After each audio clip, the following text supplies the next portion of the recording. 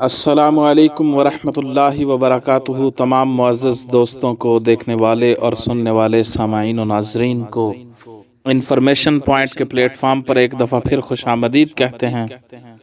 الفردوس بماسور الخطاب میں روایت مذکور ہے کہ نبی کریم صلی اللہ علیہ وآلہ وسلم نے ارشاد فرمایا، سردی کے موسم کے بارے میں ارشاد فرمایا، سردی مومن کے لیے موسم بہار ہے۔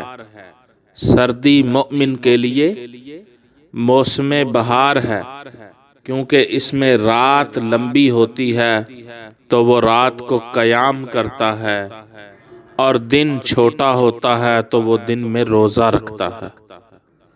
الفردوس بماسور الخطاب کے اندر روایت مذکور ہے، آقا دو عالم صلی اللہ علیہ وسلم نے ارشاد فرمایا، سردی کا موسم، سردی مومن کے لیے موسم بہار ہے، کیونکہ اس میں رات لمبی ہوتی ہے تو بندہ مومن قیام کرتا ہے، عبادت کرتا ہے اللہ کی رات میں، اور دن چھوٹا ہوتا ہے تو دن کو وہ روزہ رکھتا ہے۔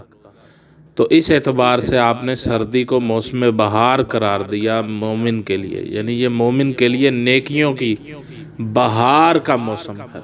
سبحان اللہ۔